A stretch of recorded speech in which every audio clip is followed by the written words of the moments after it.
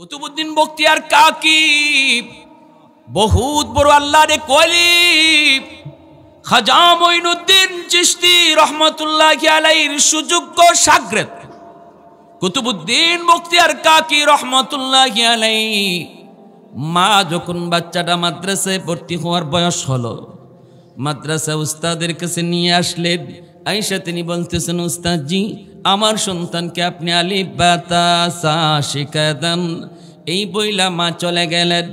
উস্তাদ বলতেছে, বাবা কুতুবউদ্দিন পড়ো আলিফ বা তা সা। কিন্তু কুতুবউদ্দিন তিনি কন না গো উস্তাদজি, আলিফ বা তা সা নয়, আলিফ লাম মিম যালিকাল কিতাবু লা রাইবা ফীহ। উস্তাদ অবাক হয়ে শুনতেছেন। উস্তাদ কই, বাবা কুতুবউদ্দিন লো আলিফ বা তা সা। আর তুমি কিনা পবিত্র কোরআনের সূরা বাকারা শুরু করে দিয়েছো রে বাবা, তাহলে পড়ো। আমি উস্তাদ, আমি তোমার পড়া শুনব। এই বইলা উস্তাদ শুনতেছে, আর ছোট্ট বাবু কুতুবউদ্দিন উস্তাদের সামনে বসে বসে আল্লাহর কালামের সূরা বাকারা থেকে মুখস্থ শুরু করল। পড়তে পড়তে 15 পারা হিফজ মুখস্থ উস্তাদের সামনে শোনায়া দিলেন। উস্তাদ অবাক হয়ে বলতেছে, বাবা চলো তোমার মায়ের কাছে যাই, মাকে যে জিজ্ঞেস করি। উস্তাদ বলতেছে, মা গো, ও মা, কেন তুমি এমন মজাক করেছ, কেন তুমি এমন ঠাট্টা করেছ? মাইকে উস্তাদজি কি হয়েছে? তুমি বলছো আলিফ বা তা সা শিখাবো, কিন্তু তোমার সন্তান তো আলিফ বা বলে না, সে তো আলিফ লাম মিম বলছে। শুধু বলছে তা নয়, 15 পারা মুখস্থ শুনাইয়া দিছে। এই বলতেই মার চোখ থেকে দর দর করে পানি পড়ে। মা কান্দে আর কয়, উস্তাদজি খুদার কসম আমি মা নিজেও জানি না আমার কুতুবউদ্দিন কেমন করে 15 পারার হাফিজ হলো। मैं तालिब मौला हूँ मेरे इश्क निराला, मैं तालिब मौला हूँ मेरे इश्क निराला, है जुमला जहाँ जिनके तजल्ली से उजाला, है जुमला जहाँ जिनके तजल्ली से उजाला, मादरुद जखा गैर खुदा यार नदारम, जुज़ याद खुदा ही चे दिगर कार नदारम, जुज़ याद खुदा ही चे दिगर कार नदारम। मोहब्बतेर साथे सबाई कोन आल्लाहु আকবার, मुसलमानेर आवाजे कोन आल्लाहु আকবার। उस्ताद कोई मा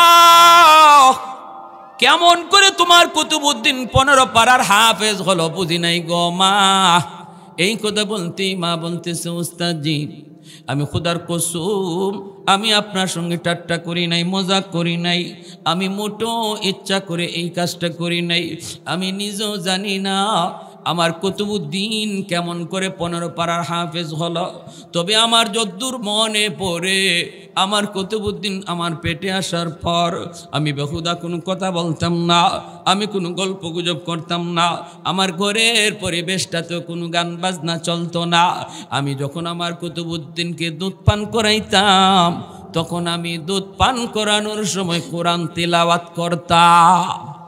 আমি মা ছিলাম কোরআনের 15 পারার হাফেজা, কোরআনের 15 পারার হাফেজা ছিলাম। আমার কুতুবউদ্দিন যখন মার দুধ খাইতো, তখন মার জবানে কোরআন তেলাওয়াত শুনতো, মনে হয় দুধের সাথে তিলাওয়াত যায় ঢুকছি। বলুন তো দেখি, দুধের সাথে যদি তিলাওয়াত ঢুকে তাহলে গানও ঢুকতে পারে কি পারে না? মা যদি সন্তান পেটে নিয়ে বেশি বেশি গান শুনে, সন্তান কিন্তু বড় হওয়ার পর গানের মাস্টার হবে।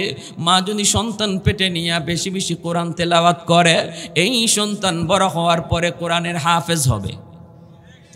মা সন্তান পেটে নিয়ে যদি বেপরদায় চলে রে যুবক, তাহলে এই সন্তান বড় হওয়ার পর বেহায়া হবে, বেলাজ হবে। আর যদি মা সন্তান পেটে নিয়ে পর্দার ভিতরে চলে, এই সন্তান বড় হয়ে মেধাবী হবে। আল্লাহু আকবার, জোরে কোন। এটা অভিজ্ঞতার আলোকে বলেছেন, অভিজ্ঞতার আলোকে বলেছেন। বেশি বেশি মিষ্টি খাইলে সন্তান মিষ্টি প্রিয় হয়, মা বেশি বেশি টক খাইলে সন্তান টক প্রিয় হয়, ঠিক না? এজন্য গো মা বাবা সর্বপ্রথম সন্তানের শিক্ষক। ঘর হলো আমার সন্তানের সর্বপ্রথম বিদ্যালয়। ঘরের মধ্যে সন্তান যা দেখে এটাই শিখে, ঘরের ভিতরে সন্তান বাপ মারে যা করতে দেখে তাই শিখে। মা যদি নামাজি হয়, দেখবেন শিশু বাচ্চাটা মার সাথে নামাজে দাঁড়ায় যায়। ডাক দিতে হয়, হ্যাঁ? কোরআন যদি মা তিলাওয়াত করে কোরআন, সন্তান মার পাশে কায়দা নিয়ে বসে যায়। মা যদি পর্দা করে চলে, পরপুরুষ দেখলে যদি মা মাথায় কাপড় দেয়, দেখবেন শিশু বাচ্চাটা মেয়েটেও তখন বুরকা লয়, বুরকা তো পারে না, ছোট ওড়না বাবাকে আনতে কয়। মায়ের মতো বাচ্চাটাও মাথায় ওড়না পেঁচায়। এজন্য বলি মনে রাখবা গো মা, আদর্শ সন্তান যদি তুমি চাও, আগে বাপ মা ঠিক হয়ে যাও। বাপ মা যদি সুন্দর ইসলামী জিন্দিগি গ্রহণ করে, তাহলে সন্তান ইসলামী জিন্দিগি গ্রহণ করা সহজ হয়। এমনকি মা বাবা বেশি বেশি যদি কোরআন তেলাওয়াত ঘরে করে, এই সন্তান কোরআনের হাফেজ অল্প বয়সে হয়ে যায়। গুড়ায় গন্ডগোল, গুড়ায় গন্ডগোল। আমি চলি বেফরদা আর চাই সন্তান আব্দুল কাদের জিলানি। 16 ডিসেম্বর ঢাকা থেকে বের হব, যাব খুলনা। পুস্তকলা ব্রিজে খালি গেছি, দেখি আমার গাড়ি আর সামনে চলে না, শুধু নারী পুরুষের ঢল। 16 ডিসেম্বর বিজয় দিবস নামছে তো নামছে, হঠাৎ এক মহিলার দিকে আমার নজর গেছে। নজর ফরাটা দোষ না, নজর জমায়া রাখাটা দোষ। নজর পড়তে পারে, আল্লাহ নবী বলছে নজর পড়ছে সাথে সাথে নজর ঘুরায় ফেলো, জমায়ও না, জমানোটা কবিরা গুনাহ। নজর পড়ছে ঘুরায় ফেলছি, কিন্তু দেখে আমি আশ্চর্য হলাম। শুধু আমার ইয়াদ হলো, হায় রে সমাজ গেল কোথায়। মহিলা, এই মহিলাটা কেমনে এদের সাথে এরকম এই ডলাডলি করতেছে, সেলফি তুলতেছে। কি মহিলার বডির স্ট্রাকচার কয় খুব অল্প দিনের ভিতরেই বাচ্চা প্রসব হবে, বোঝা যায় না। বুরকা তো নাই, বুরকা থাকলে তো অনেকটা বোঝা যাইতো না। শরীরে হাতে পায়ে পানি জমে গেছে, দেখলে ভয় লাগে, ভয় লাগে সোজা কথা। সেই মহিলাটা বেফরদায় রাস্তায় নামে আসছে 16 ডিসেম্বরে, আর আয়া ব্রিজের উপরে সেলফি তুলে। আল্লাহ নবী বলছে, যারা মনে করে বুঝে না বাচ্চায় ফেটও থেকেও বাচ্চার হুশ আছে। ওই যে বললাম যে মা যা করে ফেটের বাচ্চার উপরে আসর পড়ে। কুতুবুদ্দিন কাতি বখতিয়ার কাকির মা তিলাওয়াত করছে, সন্তান ফেটও থেকেই তিলাওয়াত শূন্য শূন্য হাফেজ হয়ে গেছে। আর এই বাচ্চা সে বুঝতেছে মা যে কেমন বেফরদায় রাস্তায় নামছে। এই বাচ্চা দুনিয়াতে আসলে পরে আব্দুল কাদের জিলানী হইব, মঈনুদ্দিন চিশতি, এরশাদ শিকদার আর কালা জাহাঙ্গীর। গন্ডগোল কোন জায়গায় এটা বুঝো আগে। গোড়ায় চিকিৎসা লাগবে তো, উপরে দিয়া পানি দিয়া লাভ নাই। বুঝতে হবে সমস্যা কোথায়, সমাজে কেন এতটা পচন ধরেছে। আগে আমরা যারা মা আর বাবা আছি, আমরা আগে সোজা হয়ে যাই, আমরা আগে ঠিক হয়ে যাই। ঘরের ভিতরে যদি নাটক চলে, সিনেমা চলে, ঘরের ভিতরে যদি ড্যান্স চলে নায়ক নায়িকার, আর আমি ছোট বাচ্চারে নিয়া এই নাটক দেখতেছি, মনে করতেছি এই বাচ্চা বুঝে না, এর নাটক দেখতেছে, এই নাইস দেখতেছে, অসুবিধা কি? নবী কয় তুমি বুঝো না, বাচ্চায় ঠিকই বুঝতেছে। এই বাচ্চা বড় হওয়ার পর বেহায়া হওয়ার পিছনে এই মা দায়ী, এই মা দায়ী। তারে যে এই উলঙ্গ নাচ দেখাইতেছে, এই বাচ্চা যে বেহায়া হবে বড় হওয়ার পর, বেলাজ হবে, বেশরম হবে, এর জন্য মারেই সে দায়ী করবে, এই সন্তানই মারে দায়ী করবে। রব্বানা আতিহিম দিফাইনি মিনাল আযাব ওয়াল আনহুম লানান কাবীরা। আল্লাহ আমার মা সর্বপ্রথম শিক্ষক, ঘর ছিল আমার সর্বপ্রথম বিদ্যালয়। আমার প্রথম বিদ্যালয়ে আমার বাপ মা আমারে কি শিখাইলো, প্রথম বিদ্যালয়ের শিক্ষক আমারে কি বুঝাইলো। আল্লাহ আমার বাপরে ডাকো, আমার মারে ডাকো, আমাকে যেই পরিমাণ শাস্তি জাহান্নামে দিবা, আমার বাপ মারে ডাবল শাস্তি দাও। নাউজুবিল্লাহ, জোরে কোন। এই আবদার করে বসবে সন্তান। ভাইয়েরা বন্ধুরা জন্য বলতেছিলাম, আল্লাহ নবীর একজন প্রসিদ্ধ সাহাবীর ঘটনা মনোযোগ দিয়ে শুনুন। ওই বাবা ধন্য, ওই মা ধন্য, যেই মার সন্তান কোরআনের হাফেজ হলো, আলেম দিন হলো। যদি আপনি আলেম বানান, হাফেজে কোরআন বানাইবার নিয়ত করেন, ওই বাবা হলো ধন্য, ওই মা হলো দুনিয়াতে মা হওয়া তার জন্য ধন্য। নবীর একজন সাহাবী নাম হলো আব্দুর রহমান রাদিয়াল্লাহু তাআলা আনহু। তিনি দাওয়াতের কাজে বের হয়ে যাবেন। বের হওয়ার আগে তিনি নিজের স্ত্রীকে বলতেছেন, বিবি গো, যদি আমার ছেলে সন্তান হয় তাহলে তুমি তারে হাফেজে কোরআন বানায়ো, তুমি তারে আলেম বানায়ো, তুমি তারে মুহাদ্দিস বানাইও। আমার মন চায় কিয়ামতের ময়দানে আল্লাহর সামনে আমি একজন কোরআনের হাফেজের বাবা হিসাবে পরিচয় দিব। আমি বলবো, মালিক, আমি একজন মুহাদ্দিসের বাবা। কারণ কিয়ামতের ময়দানে হাসুরবাসী মানুষ আল্লাহ পাকের হাতে একটা মুকুট, হাতের মধ্যে একটা মুকুট দেখতে পাবে রে।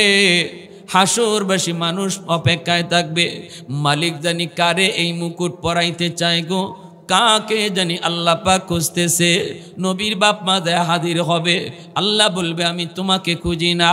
কিন্তু যেই মাত্র একজন কোরআনের পাখির বাপ মা হাজির হয়, হইয়া পরিচয় দেয়, মালিক আমি হাফেজে কোরআনের বাবা, আমি একজন আলেমের মা, তখনই আল্লাহ বলবো, আজ হাসরের ময়দানে আমি আল্লাহ তোমাকেই খুঁজতেছি। মান করা আল কুরআন ওয়া আমিলা বিমা ফিহি উলবিসা ওয়ালিদাহু তাজান ইয়াউমাল কিয়ামা। আল্লাহ নবী রহমতের নবী, যেই নবী জীবনে কোনোদিন মিথ্যা বলেন নাই রে যুবক, ওই নবী বলেন ওই বাপ মাকে আল্লাহ খুঁজবে। কেন জানুনি? কারণ দুনিয়ার জীবনে মানুষজন সব চলতেছিল স্রোতের তালে তালে, সবাই চলতেছিল স্কুল কলেজ ভার্সিটির দিকে, কিন্তু ওই বাপ মা স্রোতের তালে তালে চলে নাই, স্রোতের উল্টা দিকে চলছে আল্লাহকে খুশি করার জন্য। যেই বাপ মা সমাজের স্রোতের তালে তালে না চইলা মাদ্রাসার দিকে চলছে, সন্তানটাকে হাফেজ বানাবে, সমাজের মানুষ তারে বাধা দিছে, আত্মীয় স্বজন তারে বাধা দিছে। আমাকে যখন আমার আব্বা মাদ্রাসায় দেন, তখন কিন্তু আমার চাচারা আব্বারে বাধা দিছে, কয় পোলাটারে আপনি জীবন নষ্ট করতেছেন, প্রাইমারি স্কুলে বৃত্তি পাইছে, বৃত্তি, এই ছেলেটা কত বড় জেনারেল শিক্ষিত হবে, কত বড় অফিসার হবে, এই বাচ্চাটারে এই পোলাটারে আপনি মাদ্রাসায় দিয়ে জীবন নষ্ট করতেছেন। এরকম কত বাধা। ভাইয়েরা বন্ধুরা, আমার ফ্যামিলির মধ্যে কেউ মাদ্রাসায় নাই। সরকারি হেলথ ইন্সপেক্টর থেকে রিটায়ার্ড আমার আব্বা, চাচারা বড় বড় ইঞ্জিনিয়ার, বড় বড় প্রফেসর, ইমিডিয়েট আপন ছোট ভাই আইন মন্ত্রণালয়ের রানিং উপসচিব, এরপরের ছোট ভাইটা আছে আমেরিকা ফ্যামিলিতে, সবাই হলো জেনারেল শিক্ষিত, আমি শুধু মাদ্রাসায়। এজন্য মাদ্রাসায় দেবার সময় বাধা, আমার চাচারা কঠিন বাধা দিয়া বসলো। আব্বা তখন বলতেছেন, তো শোনো, উলামায়ে কেরামের জবানে শুনেছি আল্লাহ মানুষ সৃষ্টির আগে রিজিকের ব্যবস্থা করে। আমার সন্তান মাদ্রাসায় পড়ার পর কি খাবে, কেমনে চলবে সেটা আমি জানি না, জানেন আমার আল্লাহ। সুবহানাল্লাহ কোন বলুন তো, আমার আব্বার সিদ্ধান্ত সেটা সঠিক ছিল না ভুল ছিল? বলুন, আজ আমার আব্বা কি ঠকছেন? আমার ভাই রানিং সচিব, কিন্তু কয়জনে চিনে? আমাদের সিলেটেই কয়জনে চিনে? আলহামদুলিল্লাহ 100 হালাল পথে আমার ভাই চলে, 100। এমনও ঘটনা ঘটছে, আমাদের এলাকা হাওড়ি এলাকা, মাছ বিল আছে না, বড় বড় বিল, এই বিল মানুষের ডাক নেয়, ডাক, জানি না আপনারা এগুলার কি কোন জানেন না, ডাক নেয়, বিল ডাক নেয়। তো এই হবিগঞ্জের হাওর, সুনামগঞ্জের হাওর, এগুলো অনেক বড় বড় হাওর। তো ওই হাওরের ডাক নিচ্ছেন আমার চাচারা। যে বছর চাচারা ডাক নিছেন, এই বছর চাচারা ডাক নিয়ে বলতেছেন, শোনো, ওই পাশের একটা এলাকা আছে, এই এলাকা মানুষগুলি ডাকাত, এরা রাতের অন্ধকারে আইসা বিল থেকে মাছ মারে নিয়ে যায়, জোর করে নিয়ে যায়, যদি মাছ না দেয় তো মানুষ মাইরাও ফেলে। এরকম খারাপ মানুষ ওরা, ওদের জ্বালায় কেউ বিল মারতে পারে না, কেউ লাভ করতে পারে না, মাছ নিয়ে দেয়, মাছ মেরে ফেলে। তো আমার চাচা যে বছর নিছেন এই বছর চাচা বলতেছে, শোনো তোমরা এই বছর আইও, এই বছর মাছ মারতে আইও, ডাকাতি করার জন্য আইসো। আমার ভাতিজা, তখন আমার ভাই সিলেট জুডিশিয়াল ম্যাজিস্ট্রেট সিলেটের, তখন বলছে আমার ভাতিজা তখন ম্যাজিস্ট্রেট, তোমরা আইসো, এইবার তোমরা মাছ মারতে আইও। ওই ডাকাতরা টিকি খবর নিছে, খবর নিয়ে দেখে যে ঘটনা তো হতো, এবার তো জুলাই দিব। ডাকাতরা মাছ মারে নাই, কোনো ডিস্টার্ব করে নাই, সুন্দরে ওরা মাছ মারছে, লাভ করছে। এই হাওর থেকে একটা বোয়াল মাছ, মনে করেন একটা মানুষের সমান হবে একটা বোয়াল মাছ, এরকম একটা বোয়াল এরা যারা আমার চাচারা যারা লাভ করছে, এরা খুশি হইয়া আমার ভাইয়ের বাসায় নিয়ে আসছে, যে আমরা যে যার কারণে এই বছর লাভ করলাম তারে একটা মাছ খাওয়াই। এই মাছটা নিয়ে আসছে পরে, তখন আমার ভাই জুডিশিয়াল ম্যাজিস্ট্রেট, তার ওয়াইফ সিলেটের জুডিশিয়াল ম্যাজিস্ট্রেট, দুজনই তখন সিলেটে, এখন দুজনই ঢাকায়। ওই অবস্থায় আমার ভাইয়ের ওয়াইফ সে বলতেছে, মাছ পরে ধরো, আগে ভাইয়ারে জিজ্ঞেস করো এটা হালাল না হারাম। ও বুঝছেন অবস্থাটা, যে এরা যে আমাদের জন্য মাছ লই আইছে, এটা নিয়ে আবার ঘুষমুষও পরে, এটা কি আবার ঘুষ টুসের মাঝে পরে কি না, আগে ভাইয়ারে জিজ্ঞেস করো। তখন আমার ভাই আমার ফোন দিছে, ফোন দিয়ে বলতেছে, ভাইয়া একটা মাসালা। আমি বললাম কি মাসলা? কয় মাসালা হলো এই, আমি আল্লাহর কাছে শুকরিয়া আদায় করছি যে আল্লাহ এতটুকু বুঝ যে আল্লাহ তুমি আমার ভাইয়ের দিলে দিয়া দিছ। সিলেটের উলামায়ে কেরাম যে কি পরিমাণ ফায়দা তার থেকে পাইছে, যারাই অসহায় হয়ে একটা ভুল মিথ্যা মামলায় আক্রান্ত হয়েছে, এখানেই তারা আমার ভাইয়ের কাছে সহযোগিতা পাইছে। আমি তখন বইলা দিছি, এটা ঘুষ না, এটা হারামও না, এটা এমন কোনো কাজ না যেটা তোমার জন্য নেওয়া নিষেধ, এটা 100 বৈধ, নিতে পারো, এটা হাদিয়া, এটা কি হাদিয়া, নিতে পারো। তখন তারা নিছে। এরপরও বলেন এতটুকু চতুর্দিকে সুনাম আছে, কিন্তু এরপরও আল্লাহ পাক আমাকে যে পর্যায়ে নিয়ে আসছে, এই তুলনায় তো আমার ভাই দুনিয়াতে এতটা ইজ্জত পায় নাই, ঠিক না? আখিরাতের বিষয়টা বাদ দিলাম, সেটা আল্লাহ পাকের হাতে। তারপরে উলামায়ে কেরাম তো আশা করতেই পারে, যেহেতু আল্লাহ নিজে বলছেন উলামায়ে কেরামরা ইন্নামা ইয়াখশাল্লাহ মিন ইবাদিল উলামা, সার্টিফিকেট আল্লাহর, এই সার্টিফিকেট আল্লাহর। ইন্নামা ইয়াখশাল্লাহ মিন ইবাদিল উলামা, মানুষের ভিতরে উলামায়ে কেরাম যারা, এরাই আমি আল্লাহকে বেশি ডরায়, বেশি ভয় পায়। এই সার্টিফিকেটটা দিয়েছেন কে? আল্লাহ। প্যারে হাজিরিন, এজন্য বলতেছিলাম কিয়ামতের ময়দানে ওই হাফেজে কোরআন আর আলেমের বাপ মারে আল্লাহ খুঁজবে, কোথায় তোমরা যাদেরকে সমাজের মানুষ অনেক বাধা দিছিল, পোলাটারে মাদ্রাসায় দিও না, এরপরও দিছিলা, সমাজ চলতেছিল এক তালে তালে, তুমি চলতেছিলা স্রোতের উল্টা দিকে, শুধু আমি আল্লাহরে খুশি করার জন্য। ওই দিন তোমার সন্তান হাফেজ হওয়ার পর তার মাথায় যখন পাগড়ি পরায় উস্তাদরা, আমি আল্লাহর কুদরতি নজর ছিল তোমাদের বাপ মার মাথায়। এই জন্য হাসরের মাঠে আজ আমি তোমাদেরকে পাগড়ি পরাবো। সুবহানাল্লাহ, জোরে কোন। হাফেজে কোরআনের মাথায় পাগড়ি পরায় উস্তাদ। এই মাঝখানে এই বাচ্চাটা হাঁটাহাঁটি করতেছে কেন? হ্যাঁ,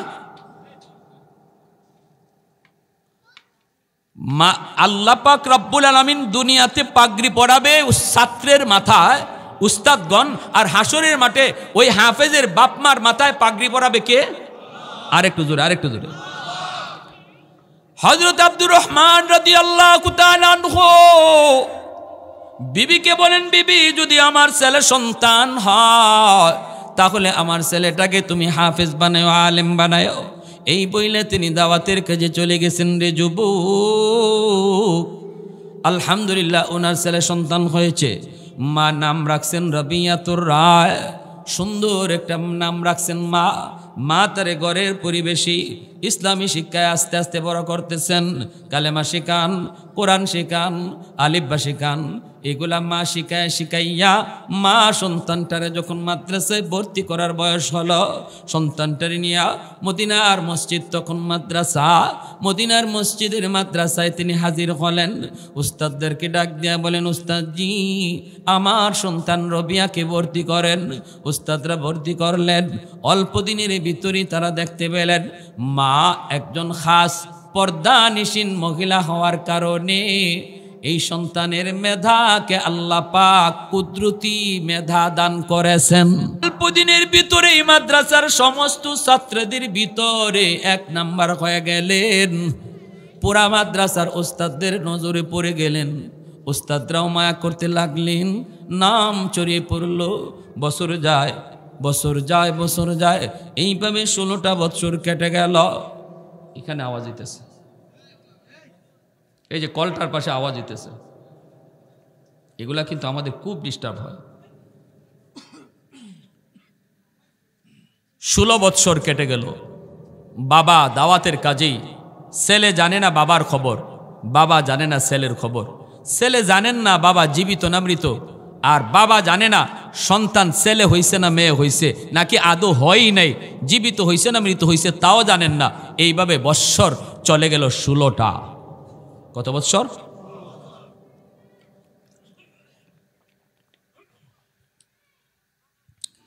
এইদিকে 16 বৎসর পর মদিনায় রবিয়ার সুনাম সবার মুখে মুখে ছড়িয়ে গেল। বহুত বড় মুহাদ্দিস হয়ে গেলেন। যেই মাদ্রাসা থেকে পড়ালেখা করেছেন এই মাদ্রাসারই সবচেয়ে বড় মুহাদ্দিস হয়ে গেলেন। এই মাদ্রাসারই উস্তাদ হলেন এবং মদিনার মানুষ ওনাকে শ্রদ্ধা করে মদিনার মসজিদ আমার নবীর মসজিদের ইমাম বানায় দিলেন। মসজিদ নববীর ইমাম, আবার মাদ্রাসার মুহাদ্দিস। অনেক ছাত্র ওনার কাছে হাদিস পড়ে, আর হাদিসও পড়ান কোন জায়গায়? আমার মায়ার নবী রহমতের নবী যেই রওজায় শুয়ে আছেন নবীর রওজার পাশে বইসা বইসা মায়ার নবীর হাদিস নবীকে শোনায়া শোনায়া পড়া। কেমন ভাগ্যটা, কেমন ভাগ্য! আমার নবীর কথাগুলা মানুষকে বুঝাইতেছেন নবীর রওজার পাশে বইসা বইসা। 16 বছর পর বাবা বাড়িতে ফিরলেন। এখন এর মতো তো আর মোবাইলের যুগ ছিল না। আমি বেঁচে আছি, আমি আসতেছি খবর দেওয়ার কোনো ব্যবস্থা ছিল না। 16 বছর পর হযরত আব্দুর রহমান রাদিয়াল্লাহু তাআলা আনহু তিনি বাড়ির উদ্দেশ্যে রওনা দিলেন। নিজের বাড়িতে ঢুকবেন, ঢুকছেন, অনুমতি লাগবে আবার কিসের? নিজের বাড়িতে ঢুকতেছেন। ওই অবস্থায় হযরত রবিয়া মায়ের কাছ থেকে মাত্র তিনি বিদায় নিয়ে ক্লাসে যাবেন। সকালবেলা মাত্র তিনি ক্লাসে যাবেন, হঠাৎ করে রবিয়া দেখেন আন্দরের ভিতরে একজন বৃদ্ধ মানুষ ঢুকতেছে। অনুমতি নাই, সালাম নাই, অনুমতি নাই। অথচ মুসলমানের বাড়িতে যদি ঢুকতে হয় তাহলে সালাম দিয়া অনুমতি নিতে হয়। এটা ইসলামী তরিকা, ইসলামী নিয়ম। কারো ঘরে কথা না বইলা, সালাম কালাম না দিয়া, আওয়াজ না কইরা চুপচাপ ঢুকা শরীয়তে সম্পূর্ণ হারাম। এমনকি মার রুমে ঢুকাও নিষেধ। আপন মার রুমেও আওয়াজ না দিয়া, অনুমতি না নিয়া ঢুকা নিষেধ। এটা শরীয়ত শিখায়, আমার নবী শিখায়। এর ভিতরে কারণ আসেনি না নাই? জোরে বলেন, আসেনি না না? হযরত আব্দুর রহমান হয়তো তিনি এতটাই আবেগ প্রবণ ছিলেন, ওই আন্দরের গেইটের পাশে আইসা যে অনুমতি নিবেন এইটা আর খেয়াল নাই, আর নিজের বাড়িতে ঢুকবেন, নিবেন কেন এনে ঢুকে গেছেন সোজা। আর হযরত রবিয়া তিনি তো আর জানেন না ইনি যে বাবা, বাবা চেনে না ছেলেকে, ছেলে চেনে না বাবাকে। বৎসর চলে গেল 16টা। জন্মই তো বাবা দেখেন নাই ছেলের, জন্মের আগেই তিনি দাওয়াতের কাজে বের হয়েছিলেন। এখন ছেলে বাধা দিতেছে বাবারে, আর বাবা ছেলের বাধা না মাইনা শুধু ভিতরে ঢুকতেছে। ছেলে বাধা দিয়া বলতেছে, কে গো তুমি দাঁড়াও, এইভাবে কারো বাড়িতে ঢুকা নিষেধ, তুমি দাঁড়াও দাঁড়াও, কে তুমি দাঁড়াও। কিন্তু বৃদ্ধ মানুষ হযরত আব্দুর রহমান ইনি মনে মনে কয়, আমার বাড়িতে আমি ঢুকবো, বাধা দিব কে? ঠিক না? ওনার মনে প্রশ্ন হলো, এই যুবক আমাকে বাধা দেয় কেন? এই যুবক এখানে কি করে আমার স্ত্রীর সামনে? এই যুবক আমার স্ত্রীর পাশে কি করে? এনার মনে হলো এই প্রশ্ন। রবিয়া যত বাধা দেন, বাবা তো বাধা মানে না, কারণ বাবা তো ছেলেরে চিনে না, ছেলে তো বাবাকে চিনে না। তিনি তো ভিতরে ঢুকতেছেন, রবিয়া বাধা দেয়। ওই অবস্থায় মা পাশে দাঁড়ায় আছেন, মা তো ভালো করে চিনতেছেন ইনি হলেন তার স্বামী আর এই সন্তানের বাবা। কিন্তু মা এই কথাটা বলেন না, পরিচয় মা দিতেছেন না, বরং মা বলতেছেন মনে মনে, দেখি কদ্দূর কি হয়। বাবা ঢুকবে, ছেলে বাধা দেবে, কই পর্যন্ত যায় দেখি। যখন দেখে যে বাবা শুধু ঢুকতেছেই আর ছেলে শুধু বাধাই দিতেছে, কেউ কারো কথা শুনতে রাজি না, তখন মা কইতেছে, বাবা রবিয়া। বৃদ্ধ মানুষ ঢুকেই যখন পড়েছে, বাধা দিও না বাবা, তোমার ক্লাসের টাইম হয়ে গেছে, ছাত্ররা অপেক্ষা আছে, তুমি ক্লাসে চলে যাও, মাদ্রাসায় চলে যাও। যেই মাত্র মা এই কথা বলছেন, রবিয়া চিন্তায় পড়ে গেলেন। মা তো বলতে পারতেন, বাবা রে ইনি তোমার বাবা, তাহলে এই তো কিচ্ছা খতম হয়ে যায়, ঠিক না? কিন্তু না, মা এই বলেন নাই, মা এই কথা বলেন নাই, বলতেছেন বাবা তোমার ক্লাসের টাইম হয়ে গেছে, ক্লাসে চলে যাও। আর ইনি বৃদ্ধ মানুষ টুকে যখন পড়েছে, বাধা দিও না। রবিয়া মনে মনে কই, মালিক জীবনে কোনোদিন তো মাকে বেপরদায় আমি দেখলাম না, আমার মা জীবনে কোনোদিন বেগানা পুরুষের সামনে যায় নাই গ। আজ আমার মা আমাকে সাপোর্ট করার কথা, আমার মা বলার দরকার ছিল বাবা তাড়াতাড়ি এই লোকটারে বাধা দে, কিন্তু মা তা তো করেন নাই। মা কেন এই বৃদ্ধ মানুষটাকে আসতে দিলেন, আমাকে যাইতে বললেন?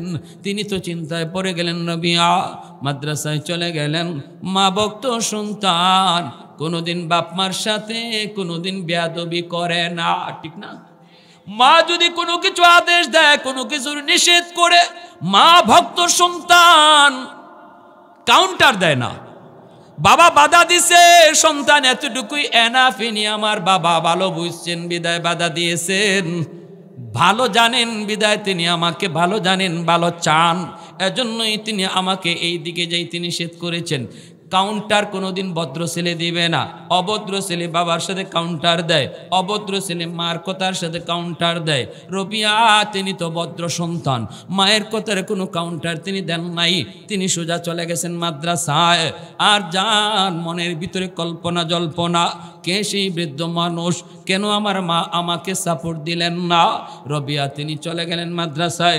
এইদিকে আব্দুর রহমান তিনি ভিতরে ঢুইকা নিজের স্ত্রীকে লক্ষ্য করে বলেন, বিবি গ আগে বলো এই যুবক ছেলেকে কি তার পরিচয়, আমাকে বাধা দেওয়ার ক্ষমতা তারে কে দিল? হয়েছে নি? রবিয়ার মা কই, স্বামী আমি তোমাকে সব কিছু খুলে বলবো, এর আগে তুমি বলো কেন 3টা সুন্নত তুমি তরক করেছো? আগে 3টে সুন্নত তুমি পালন করে আসো, তারপরে জবাব দিব এই যুবক ছেলে, এই জওয়ান ছেলেকে কি তার পরিচয়। 1 নাম্বার হলো আমার নবীর সুন্নত হলো নিজের বাড়িতে ঢুকতেও সালাম দিয়ে ঢুকতে হয়। কেন তুমি সালাম দিলা না? নিজের ঘরে ঢুকতেও সালাম দিয়ে ঢুকতে হয়, কেন তুমি সালাম দিলা না? আমার নবীর জীবনের দায়নি সুন্নত, ঘরে ঢুকতে নবী সালাম দিতেন। যেই ঘরে পুরুষ মানুষ ঘরে ঢুকার সময় সালাম দিয়া ঢুকবে, ফতোয়ায়ে স্বামীর ভিতরে লিখেন 1 নাম্বার ফায়দা হলো এই ঘরের মানুষের ভিতরে আল্লাহ পাক মহব্বত বাড়ায় দেয়, বাপ বেটায় মহব্বত বাড়ায়, ভাই ভাই আল্লাহ মহব্বত বাড়ায়, স্বামী স্ত্রীর ভিতরে আল্লাহ মহব্বত বাড়ায়, জিনভূতের কোনো আসর ঘরের মধ্যে থাকে না। অতএব কেন তুমি সুন্নত তরক করেছো সালাম না দিয়া? 2 নম্বর হলো তুমি এত লম্বা সফর করে এসেছো গো স্বামী, আমার নবীর সুন্নত হলো লম্বা সফর করে বাড়িতে সরাসরি ঢোকা যায় না, মসজিদের মধ্যে অবস্থান নিতে হয়, মসজিদ থেকে বাড়িতে খবর দিতে হয়, মহল্লার মসজিদে অবস্থান করতে হয়, এখান থেকে ঘরে খবর দিতে হয়, কারণ আমার ঘরে আমার বিবি কোন পজিশনে আছে আমি জানি না। লম্বা সফর করে ঘরে ঢুকলে সে যদি পরিপাটি না থাকে আমার মন বিগড়ে যেতে পারে, আমার খারাপ লাগতে পারে। নবী কয় না না, লম্বা লম্বা সফর করে বিবিকে তুমি খবর না দেয়া ঘরে ঢুকবা না, মসজিদে অবস্থান নাও, এখান থেকে ঘরে খবর পাঠাও যেন সে প্রস্তুতি নিতে পারে। সাজগুজ শরীয়ত বলে স্বামীরে দেখাও, সাজগুজ মহিলাদের জন্য পরপুরুষে দেখানো হারাম হারাম হারাম, ঠিক না? মহিলাদের সাজগুজ হবে পরপুরুষে দেখানোর জন্য না স্বামীরে দেখানোর জন্য? স্বামীরে দেখানোর জন্য। এখানে সওয়াব, প্রতিটা সাজগুজেতে সওয়াব। এরপরে বিবি বলতেছে 3 নাম্বার সুন্নত হলো, এত লম্বা সফর করে তুমি এসেছো, তুমি কি আমার মায়ার নবী রওজা শরীফ জিয়ারত করবা না? তুমি কি আমার নবী রওজা জিয়ারত করবা না? এই 3টা সুন্নত আগে পালন করো, তারপরে আসো আমি বলবো এই যুবক ছেলেকে। হযরত আব্দুর রহমান রাদিয়াল্লাহু তাআলা আনহু চলে গেলেন, কথা বাড়ালেন না, সোজা মসজিদে নববীতে চলে গেলেন। যাইয়ে মসজিদে নববীতে 2 রাকাত নামাজ আদায় করলেন। এরপরে মায়ার নবী রওজার পাশে যায় তিনি রওজা শরীফে সালাম দিলেন। সালাম দিয়া যখন তিনি পাশে তাকান, তাকায় দেখেন ওই যুবক, যেই যুবক কিছুক্ষণ আগে তার বিবির পাশে দাঁড়ানো ছিল, ওই যুবক চেহারাটা পূর্ণিমার চাঁদের মতো ঝলমল ঝলমল করে হাদিসের মসনদে বৈশা হাদিস পড়াইতেছে। অসংখ্য ছাত্র তার কাছ থেকে হাদিস শুনতেছে, আর সে নবীর রওজার পাশে বৈশা বৈশা হাদিস পড়ায়। এই দৃশ্যটা দেখা মাত্রই হযরত আব্দুর রহমান রাদিয়াল্লাহু তাআলা আনহুর কলিজাটা মুচুর দিয়ে উঠছে, চোখ দিয়া পানি ঝরে, আর কয় মালিক, তুমি যদি আমাকে এমন একটা সন্তান দিতা। আমার মনের ভিতরে তামান্না, আল্লাহ আমি একজন মুহাদ্দিসের বাবা হতে চাই, একজন হাফেজ আলেমের বাবা হয়ে হাসরের মাঠে তোমার সামনে পরিচয় দিতে চাই গো।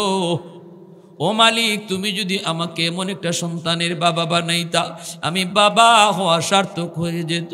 মনের মধ্যেই তামান্না আসলো, চোখ দিয়া পানি ঝরতেছে। হযরত রবিয়া তিনি হাদিস পড়ার, তাকায় দেখেন ওই বৃদ্ধ মানুষটা কাঁদতেছে রওজার পাশে, তার দিকে তাকায়া তাকায়া কাঁদতেছে, ছাত্ররাও তার দিকে তাকাইতেছে। এমনি রবিয়া কয়, বাবা ওই দিকে তাকায়ও না, কত নবীর আশিক আমার নবীর রওজার পাশে আইসা এইভাবে কাঁদে রে, তোমাদের পড়ার সমস্যা হবে, তোমরা পড়ালেখা করো। এই বইলে তিনি পড়ালেখা করাইতেছেন।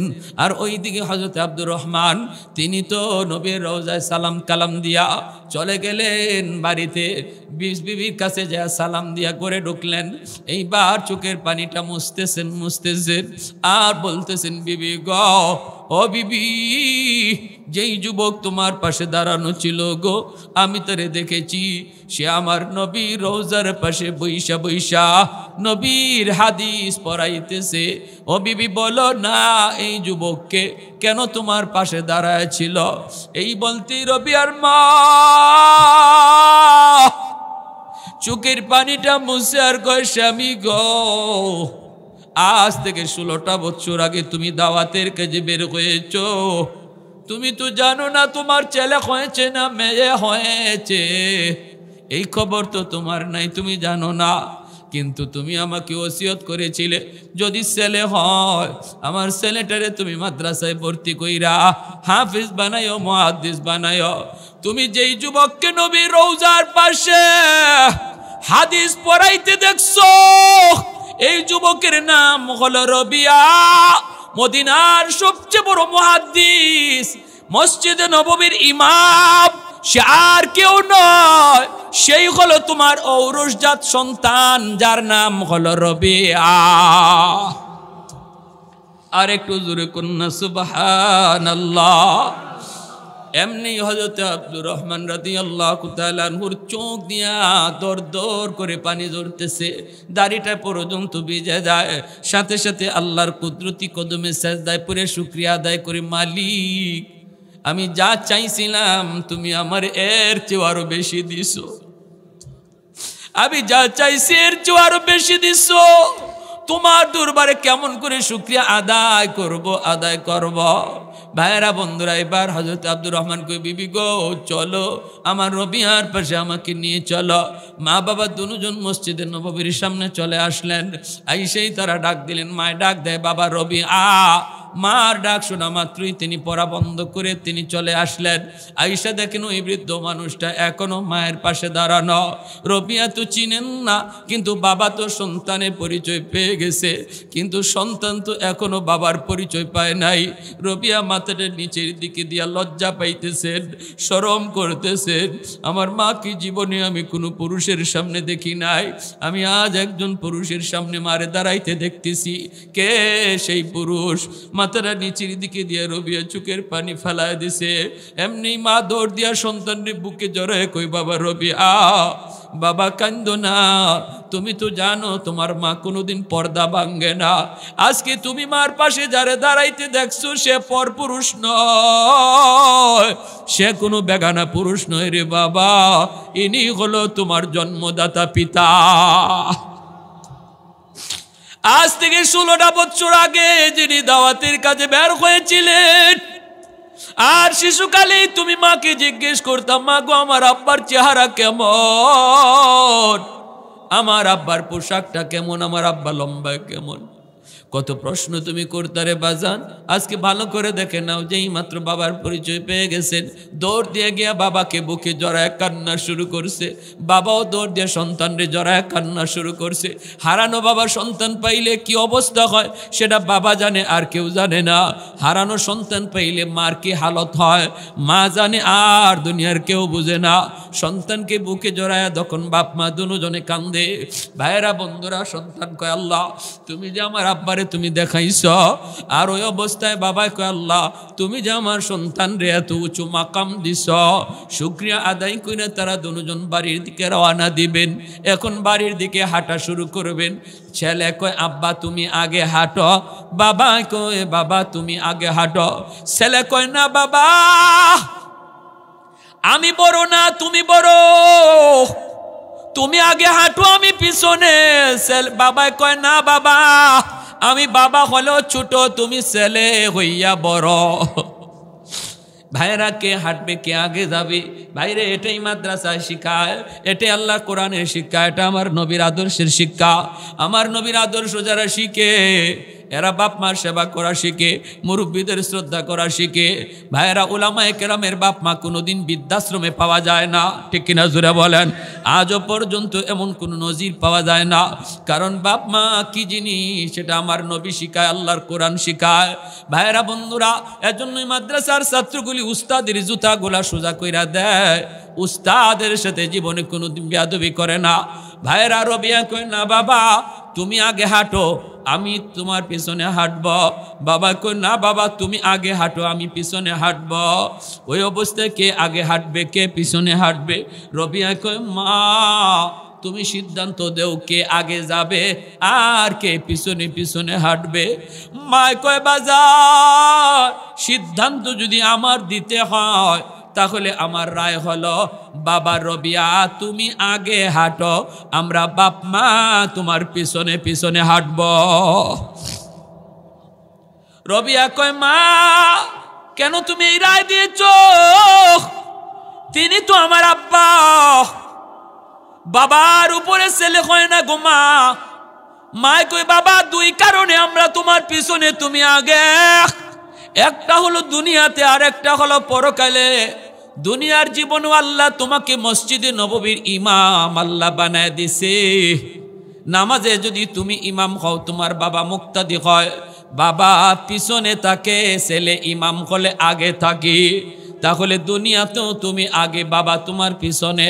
হাসরের মাঠেও আল্লাহ বলবো, কোরআনওয়ালারা কোথায়? আমার কোরআনের ইজ্জতের খাতিরে তোমরা জান্নাতে যাও, পিছনে তোমাদের যারে যারে মন চায়, মা বাবা দাদা দাদি নানা নানি শ্বশুর শাশুড়ি যতজন মানুষ তোমার কোরআন শিকার পিছনে মেহনত করছে, সহযোগিতা করছে, এদেরকে লইয়া বরযাত্রীর মতো জান্নাতে যাও। এজন্য উলামায়ে কেরাম থাকবে আগে, আর একজন আলেম বানানোর পিছনে এলাকার যত মানুষের সহযোগিতা থাকবে। নবী বলেন এরাও বরযাত্রীর মতো জান্নাতে ঢুকবে। তাহলে আমার ভাইয়েরা বলুন, মাদ্রাসারে কদর করলে লাভ আছে নি না নাই? সন্তানটারে হাফেজ বানাইলে লাভ আছে নি না নাই? নিয়ত করতে পারি না আমরা? ভাই সন্তানের কামাই খাইমু এই নিয়তটা বাদ দেন না। বাদ দিয়ে আলান, এটা নিয়ত করেন আল্লাহ আমার সন্তান যেন সদকায়ে জারিয়া হয়। আল্লাহ গুনাহগার হইয়া যদি কবরে যায়, ভুল ত্রুটির অভাব নাই, সন্তানের উসিলায় যেন আল্লাহ কবরকে জান্নাত বানায় দেয়। করতে পারি না, কারা কারা পারি একটু হাত উঠে আল্লাহকে দেখান। আল্লাহ তুমি প্রতিটা হাতকে কবুল করো, মঞ্জুর করো। যারা বিয়া শাদী করছেন না এরাও হাত তুলেন, সমস্যা নাই, বিয়া তো কপালও আছে। বিয়ে করার পরেই নিয়ত করবেন আল্লাহ আমার সন্তান তুমি দিবা, নেক সন্তান দিও, আমার সন্তান আমি হাফেজ বানাবো, আলেম বানাবো, এই মাদ্রাসায় পড়াবো। আর যদি একান্তই আপনি জেনারেল লাইনে পড়াইতে হয়, অনুরোধ করব 5টা বছর শিশুকালে মাদ্রাসায় পড়াবো, এরপরে আমি যদি হাই স্কুলে দিব, তাহলে আমি বাবার জিম্মাদারি আদায় হবে। হাসরের মাঠে বাবার বিরুদ্ধে সন্তান মামলা দিতে পারবে না, মার বিরুদ্ধে মামলা দিতে পারবে না। আল্লাহ আমাদের সবাইকে তৌফিক দান করুন, সবাই বলে আমিন।